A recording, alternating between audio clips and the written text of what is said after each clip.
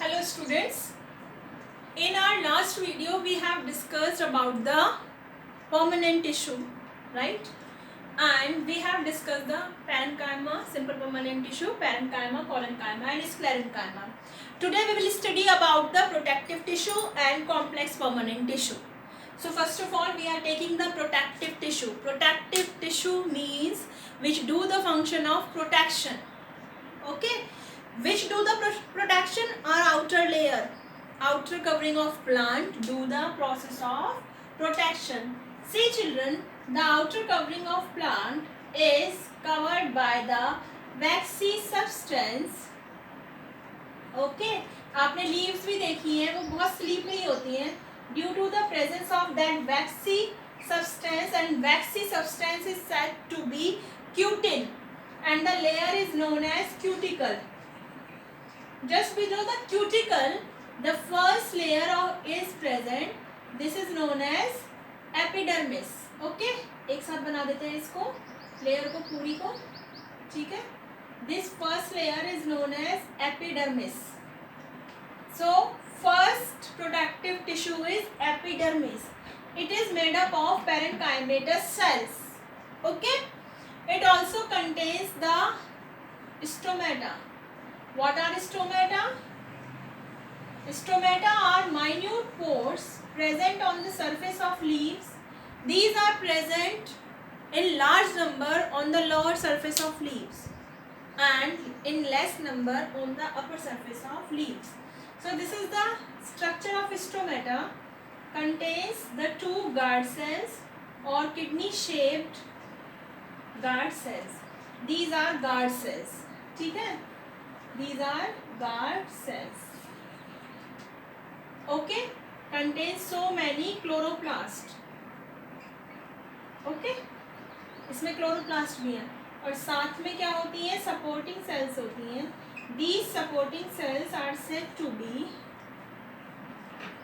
subsidiary cells.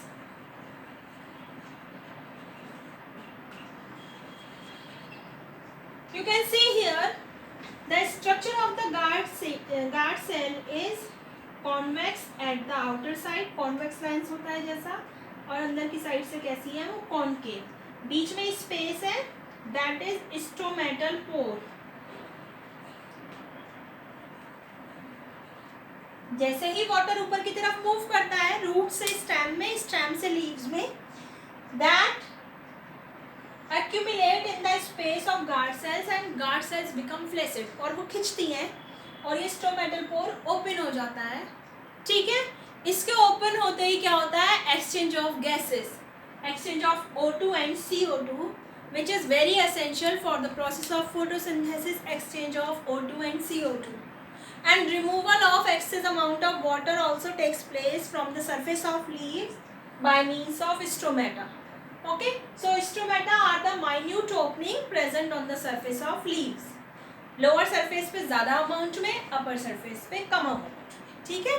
तो first हमारा जो प्रोटेक्टिव टिश्यू है वो क्या हुआ? हमारा एपिडर्मिस. सेकंड आ जाता है हमारा cork. Cork is also the protective tissue. Cork means the outer covering when become dead and when it lost the power of division.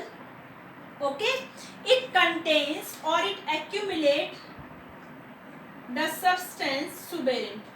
Suberin उसकी वॉल पे इकट्ठा हो जाएगा और उसके इकट्ठा होने से उसकी सरफेस कैसी हो जाती है? बहुत हार्ड हो जाती है, ठीक? और वो क्या करता है? प्रोटेक्टिव टिश्यू की तरह हेल्प करता है. जैसे आपने ट्रंक देखा है किसी ट्री का, और ट्री का जो ट्रंक होता है that is covered by the cork. बाहर से बहुत हार्ड लकड़ी होती है, तो वो क्या है? हमारा कॉर्क है. कॉर्क इतना हार्ड क्यों है? Because the tissues are dead. और इतना हार्ड क्यों है? Due to the large deposition of suberin. वो बनता कैसे है? आउटर लेयर पे जब सेकेंडरी ग्रोथ होती है, सेकेंडरी डिवीजन होता है, तो उससे बनती है हमारी कॉर्क, ठीक? तो ये हुए हमारे protective tissue. Next we are taking here the complex permanent tissue. As I told you, in the simple permanent tissue the cells are simple and cells are of same type and they perform the same function, right? But here in the complex permanent tissue the cells are of different types but they together coordinate to perform the same function. Cell तो अलग अलग है लेकिन वो सब मिलकर क्या कर रही है, सेम फंक्शन कर रही है, ठीक है। तो मेनली जो कॉम्प्लेक्स परमानेंट टिश्यू हैं उनको हम क्या बोलते हैं, वेस्कुलर टिश्यू भी बोलते हैं, क्योंकि ये हमारा क्या करते हैं, ट्रांसपोर्टेशन का काम करते हैं, ठीक है। चाहे वो वाटर का ट्रांसपोर्टेशन हो या फिर फूड का ट्रांसपोर्टेशन हो। We are having two vascular tissue और the complex permanent tissue in the plants, xylem and phloem. Xylem is water conducting tissue. First of all we are taking the xylem. Xylem is water conducting tissue. ओके, water का conduction करेगा root से stem में, stem से leaf में। क्यों? For the process of photosynthesis, क्योंकि photosynthesis में क्या चाहिए, वाटर चाहिए, ठीक है। So xylem transport the water from soil to the root, root में जाइलम टिश्यू, स्टेम में जाइलम टिश्यू, लीफ में जाइलम टिश्यू, वो सब क्या करते हैं, वाटर का ट्रांसपोर्टेशन करते हैं। How they transport the water and what are the components of xylem tissue, ठीक है। so one of the component is tracheids, second one is vessels, third one is xylem parenchyma,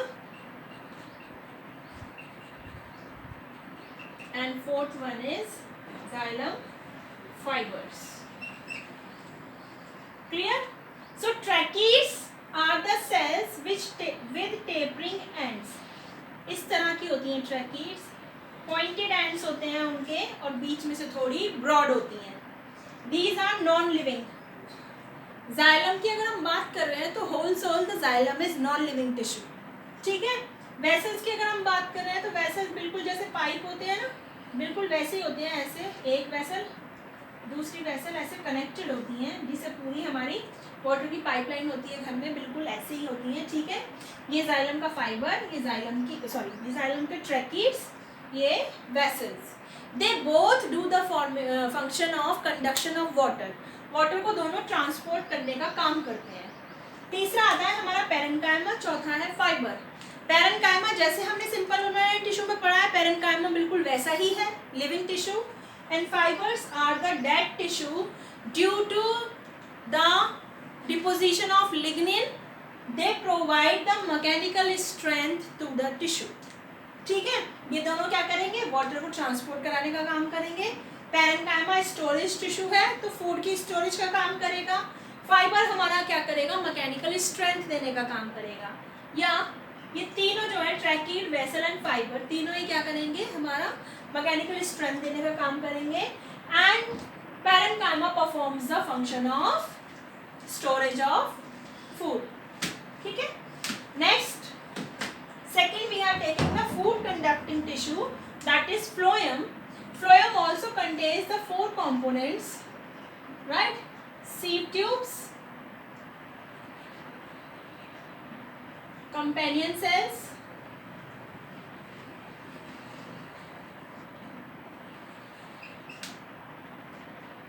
phloem parenchyma, and phloem fibers.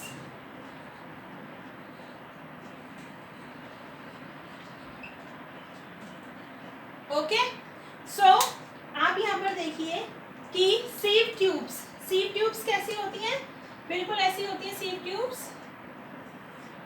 ठीक है, इस तरह की एक दूसरे से ऐसे जुड़ी होती हैं, बीच बीच में परफोरेशंस होते हैं, दीज परफोरेशंस, ये क्या है, हमारी सीव ट्यूब। और ये क्या है, हमारे बीच बीच में जो परफोरेशंस हैं उनमें बीच बीच में होल्स हैं to transport the food in the form of liquid, that is known as sieve plate. एक दूसरे से ये कनेक्ट रहती है sieve plate के थ्रू। इसी के साथ में इसको हेल्प करने वाली इसकी फ्रेंड वाली जो सेल्स हैं होती तो ये पेरेन्काइमेटस सेल्स ही हैं, these are known as companion cells. मैं पूरा स्ट्रक्चर ड्रॉ नहीं कर रही हूँ बेटा, पूरा स्ट्रक्चर मैं आपको कॉपी में दे चुकी हूँ, आप वहाँ से देख सकते हैं, सिर्फ आपको समझाने के पॉइंट ऑफ व्यू से। These are the companion cells. So, sieve tube and companion cells do the function of transportation of food from the leaves. After the photosynthesis, the food formation takes place. and after the formation of food, that has to be transported through to each and every part of the plant, right? So that will transport by means of sieve tubes and companion cells. And again, the phloem parenchyma do the function of storage of food, and fibers provide the mechanical strength. Here the fibers are dead tissues, rest three are the living tissues. Sieve tubes, companion cells, parenchyma are the living tissue. So phloem is the living tissue, whether the xylem is dead tissue. So this is all about the complex permanent tissue. Here we have completed the tissue in plants. In the next video we will discuss about the animal tissue or tissues, various and vast topic tissues present in the animal body, right? Thank you so much.